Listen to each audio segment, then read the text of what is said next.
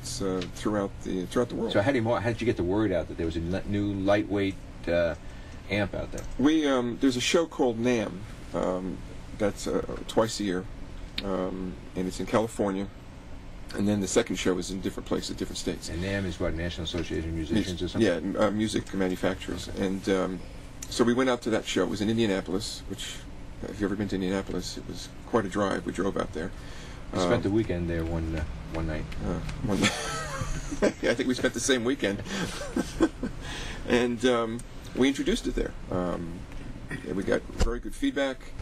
We got some reviews from different magazines, Downbeat, Jazz Times, other magazines, Guitar Player. Started reviewing it, and we started getting phone calls. And then we had, of course, we put up a website, jazzkatamps.com. And say that slowly, maybe people want to dial in. Jazzkatamps.com. You want to try selling some amps today? Sure, let's sell. Okay, Sell. Slow. Jazzkatamps.com. And cat is spelled K-A-T. K-A-T. Yeah. We've got people out there typing in C-A-T-E. Right. That don't know how to spell. That's right. Cat. K-A-T. K-A-T, Okay. yes. And when we had the first prototype finished... when do I get one of those shirts? Jeez, I'll have to... Here. Everybody, other musicians, everybody said you walked in with these brand new shirts, right? Look like it. And they're not even sharing them with anybody. He said, we got two. I guess we'll have to get more. I guess so. Anyway, go ahead. When we finally get the first prototype finished, it was the ugliest thing you had ever seen. And in fact, the grill on it looked like a cheese grater. Well, that was his fault. Of course that was his fault. It's made from the bottom of a milk crate. It was made from the bottom of a milk crate. So it looked like you had to get provolone and grate it along the side. And that's what you guys did while you were sitting you got to make talking. some money somehow, right? So I called John. Locatelli. Locatelli. So I called John, and I said, listen, remember a year ago, whenever it was, I said we talked about making an amp, and I said, I'm going to try it. And he said, yeah. I said, well, we got one. And I'd like you to hear it. Great. He says, come on up. He's up in Manhattan.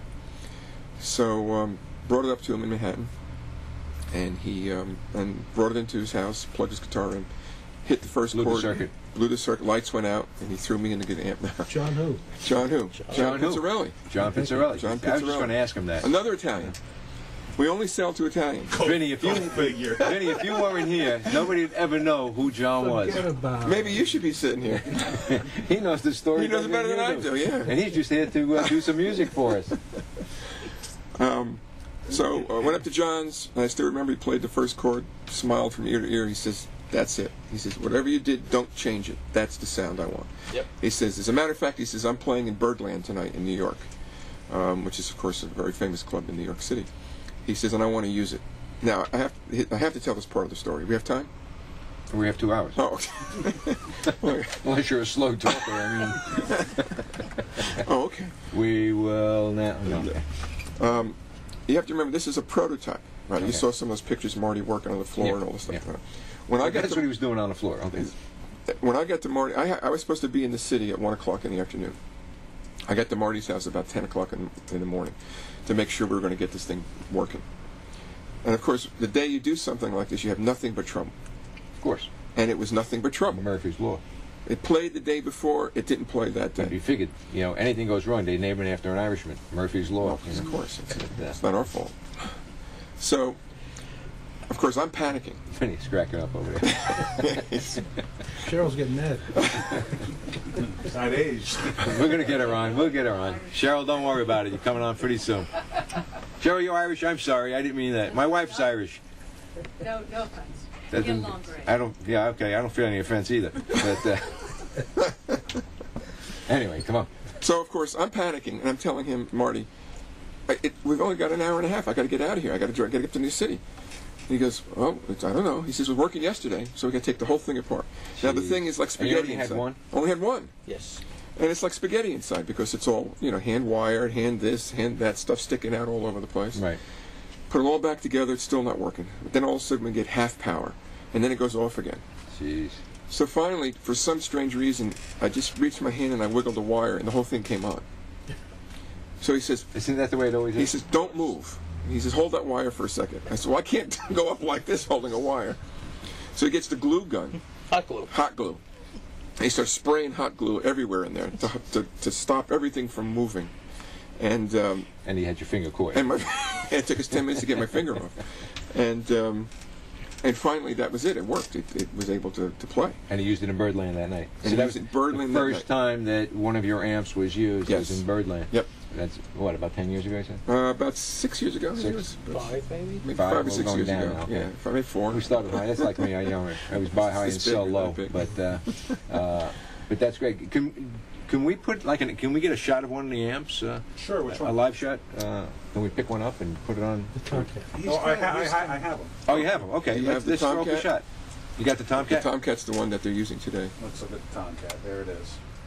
Okay, you got it? Great. You- So how many different series or versions of amps do you have, and do they function differently for different types of music or different types of instruments? Or I know they're all for guitars, but there are different types of guitars and The, basses and whatnot. All of the amps up until the latest one, the Acousticat, were designed for archtop electric guitars, and they have a very clean sound, and they make your guitar sound like you always thought it would sound. That's what these guitars are telling me. And we started with the 8-inch Jazzkat model, and then we moved into the 10-inch Tomcat. Speaker size. Speaker size, 10-inch speaker. Thank you, Vin. Thank you. Why don't you guys use straight places? The, Vinny's like that still small voice. He's thinking 8-inch amp. No, it's a speaker. it gives you a little. Say, that's a pretty small amp. The 10-inch gives you more stage presence. And then we had requests from some musicians for something with more stage presence, so we built the Twin Cat, which has 2 10-inch speakers in it. And then we had, And that goes back to something, I don't mean to interrupt you, but I will. thank you. That goes back to something we were saying before about these kids coming in with these bands, coming in with these tremendous amps. And you still want some stage presence of an amp. You just don't want to sit there and like it's this little Toy.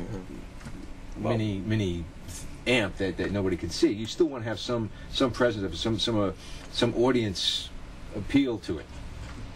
Well, some of the early reports I was getting from guitarists, some guitarists were using them for light rock or cover bands, and I was getting calls from them saying, "This is fantastic.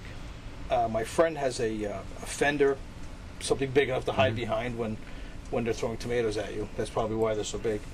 But and he was complaining that I was too loud, and he said, "This is great. Give me another one." And some of them have multiple. They're buying 2 or 3 of them. And of course, your tying amps them are a together. lot easier to travel with and move very around lightweight. and Right. get on and off a stage when you're switching bands and things like that.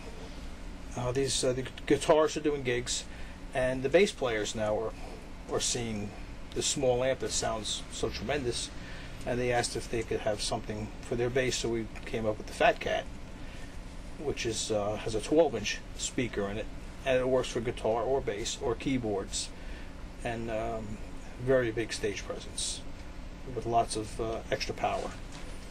And that's what the whole thing about an amp is power. Well, is the magnification of sound.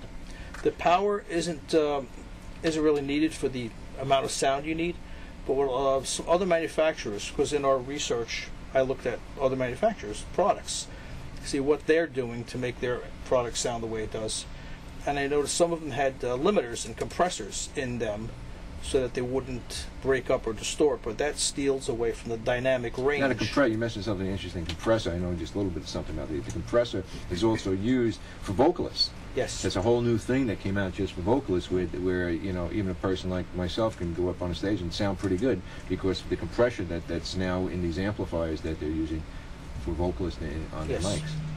That's good for vocalists, but if you're using a dynamic instrument like the guitar, which has so many harmonics and different volume levels, you don't want compression because it steals from the dynamic range of the instrument.